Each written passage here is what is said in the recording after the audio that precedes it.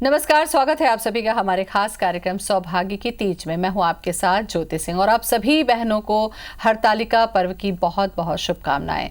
शिव और शक्ति का ये पर्व है जो कि हर कुंवारी और विवाहित स्त्रियां रखती हैं। कुंवारी कन्या इसलिए रखती हैं कि उन्हें शिव के जैसा मनचाहा वर मिले, तो सौभाग्यवती इसलिए रखती हैं कि उनके सौभाग्य की जो उम्र है वो लंबी हो, सुख समृद्धि उनके घर। और इसीलिए ये जो पर्व है निर्जला निराहार रहकर महिलाएं करती हैं और बड़ी श्रद्धा से शिव और शक्ति की पूजा करती हैं। ये पर्व कैसे मनाया जाता है, क्या खास तिथि है, क्या अर्पित करें जिससे हमारे घर में सुख सौभाग्य की प्राप्ति हो, इस पर चर्चा हम करेंगे। शुरू करते हैं अपना खास कार्यक्रम सौभाग्य की तीज।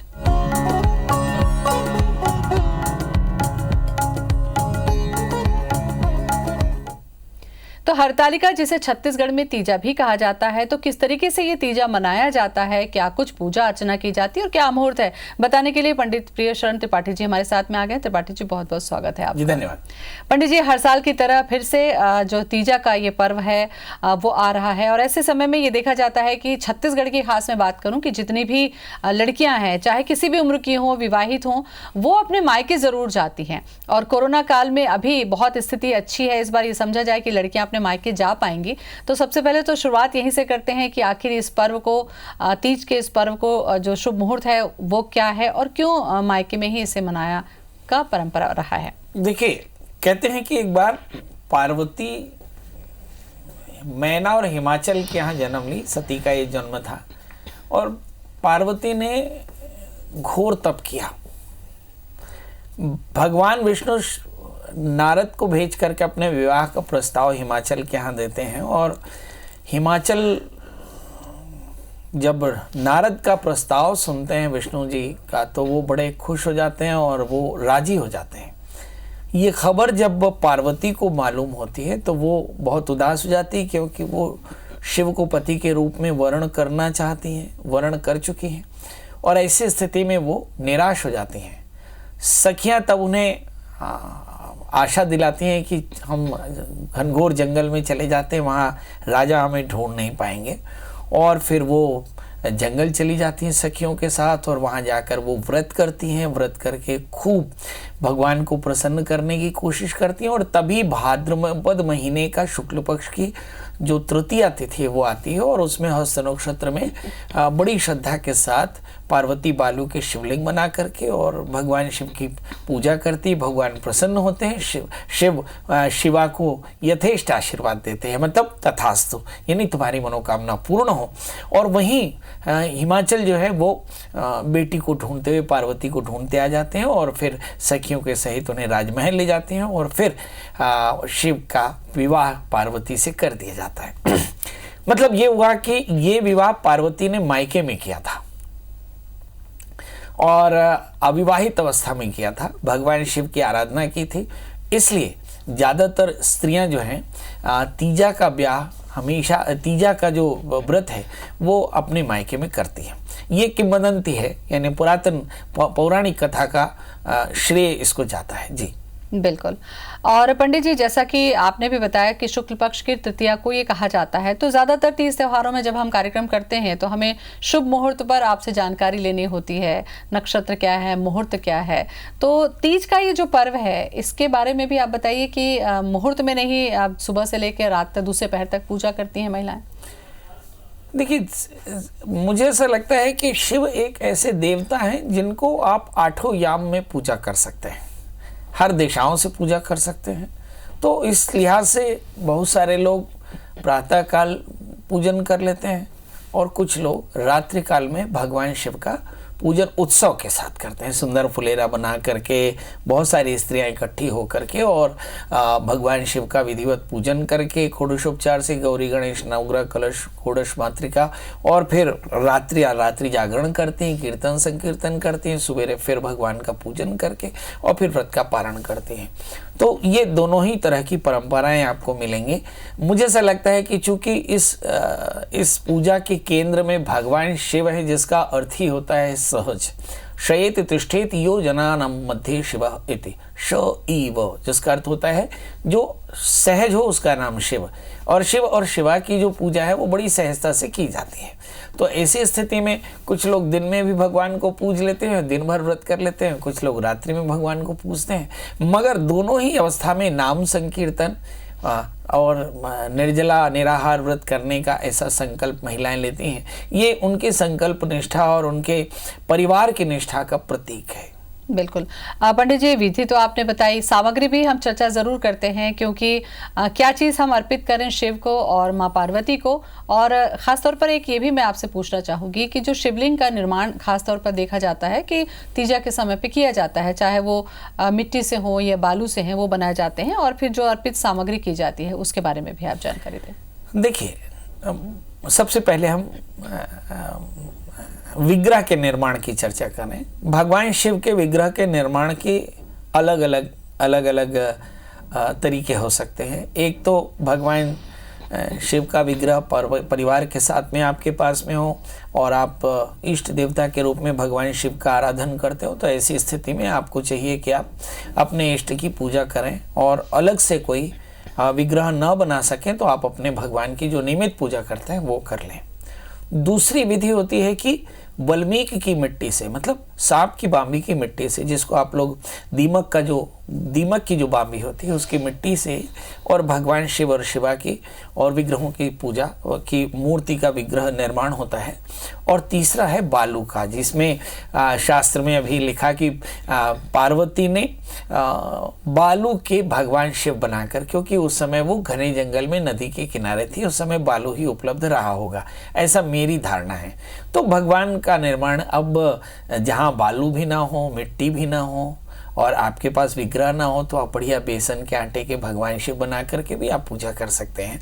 भगवान के विग्रह का निर्माण आपकी श्रद्धा पर निर्भर करता है, मगर शास्त्रों में मृण्मय यानी पार्थिव शिव और शिवा की पूजा का विधान लिखा है। बिल्कुल।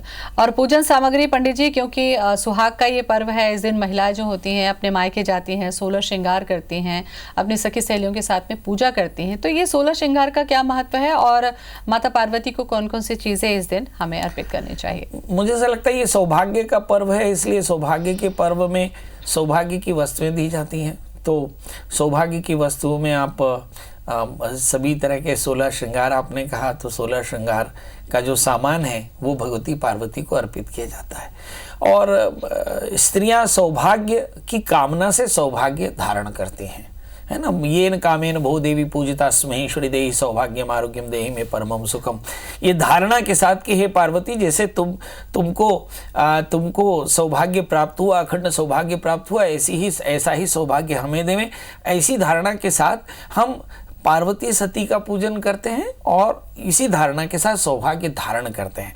हमारे यहाँ पे ये जो स्त्रियां 16 श्रृंगार करती हैं, ये पार्वती से प्रार्थना करके कि तुम्हारे तरह हमारा भी सौभाग्य अखंड हो, ऐसी धारणा के साथ ये सौभाग्य धारण किया जाता है। और सौभाग्य पूजा की सामग्री में आपको पता है कि आप भगवान का विग्रह लें, सिंदूर कुमकुम अक्षत दिया, अगरबत्ती रोली मौली नारियल, ये सारा कुछ चढ़ाएं। और भगवान शिव के लिए आप धतूरा, बेल, शमी पत्र, इसके अलावा आक के फूल और ये भगवान को अर्पित करें। पार्वती के लिए आप सुंदर सौभाग्य की वस्तुएं यानी साड़ी और बिछिया, महावर, ये जो सौभाग्य की वस्तुएं हैं ये आप भगवती पार्वती के लिए अर्पित कर सकते हैं। और गणपति के लिए मोदक के लड्डू और सुंदर उनका वाहन। तो हमारे यहाँ ये जो पूजा होती है ये शिव और शिवा की सपरिवार पूजा होती है, और इसलिए हम नंदी और गणेश, स्कंद, इन सब की पूजा इस समय करते हैं। तो ऐसी स्थिति में सबकी प्रियता के लिए जो हमारे पूजन के द्रव्य ये हम दे सकते हैं, पर विशेष करके सौभाग्य की सामग्री जिसमें हम काजल, तेल, कंघी और हमारे यहाँ जो आलता होता है, ये सारी चीज़ें पर सौभाग्य की देवी पार्वती को अर्पित की जाती है। बिल्कुल। पंडित जी, वैसे तो सामान्य तौर पर हर घरों में पूजा हम सब खुद करते हैं, लेकिन आप लोगों के बिना पूजा होती नहीं, क्योंकि कहा जाता है कि पंडित जी ही विधि विधान से पूजा कराते हैं। तो ऐसे में इस दिन जो शिवलिंग का निर्माण किया जाता है, उस दिन भी हमने देखा कि पंडित जी को आमंत्रित करके पूजा किया जाता है। तो क्या बिना आमंत्रित के हम स्वयं भी पूजा कर सकते हैं, या फिर हमें कहानी और जैसा हम सुनते भी हैं इसकी भी जरूरत होती है, विधि जो है? देखिए क्या है, जैसे हमारे यहाँ भक्ति और अनुष्ठान में फर्क है ना। यदि आप कोई अनुष्ठान कर रहे हो तो आपको एक अच्छे आचार्य की जरूरत है जो आपके कार्य का निष्पादन करा सके। पर एक बात एकदम याद रखना चाहिए, पंडित के मंत्र जैसे भी हों, पर धारणा यजमान की ही काम आती है। ऐसी स्थिति में आप केवल धारणा से भी भगवान का भजन किया, तभी भी बिना पंडित के भी आपकी पूजा सिद्ध होती है। मैंने देखा है कि उल्टा मंत्र जपने से भी भगवान ने मुक्ति दिलाई है। तो ऐसी स्थिति में बहुत संशय नहीं करना चाहिए। पंडित जी मिले तो बहुत अच्छा, नहीं मिले तो हमारी दादी और मम्मी तो ऐसे ही पूजा करती थी कि अपना भगवान का विग्रह लिया और फुलेरा लगा करके एक चौकी में भगवान शिव का परिवार सहित पूजन किया। जो मंत्र समझ में आया वही मंत्र बोल दिया, ओम नमः शिवाय। और भगवान को 4 चीज़ें जरूर भगवान को अर्पित करनी चाहिए, पत्र, पुष्प, फल और जल। ये 4 वस्तुएं भगवान के लिए अनिवार्य हैं। और इतना आपको समझ में आता है, ओम नमः शिवाय बड़ा आसान सा मंत्र है ना। और उमा महेश्वराभ्याम नमः, द्विवचन में अगर देखें कि उमा महेश्वर की एक साथ पूजा करते हो तो उमा महेश्वराभ्याम नमः ऐसा बोल करके सिंदूर, कुंकुम, अक्षत, फूल, दिया, अगरबत्ती, पंचामृत और सौभाग्य की वस्तुएं आप अर्पित करके और ओम नमः शिवाय इस मंत्र का धुन रात्रि जागरण कर लें तो अच्छा रहेगा। मतलब बहुत ज़्यादा मंत्रों की मर्यादा में जाना नहीं चाहिए। पर यस, कोई अच्छा पंडित हो जाए, श्रद्धा से पूजा करा ले तो ये सोने में सुहागा होता है। बिल्कुल। तो काफ़ी अहम बात है पंडित जी आपने की, और ये जो परंपरा है पीढ़ी दर पीढ़ी हम अपने आने वाली पीढ़ियों को भी देते जाते हैं, ताकि ये जो परंपरा है विधि विधान से चलती रहे और इन उत्सवों के माध्यम से परिवार में खुशियां भी बनी रहें। कुछ और भी चर्चा मैं आपसे करूंगी इस ब्रेक के बाद।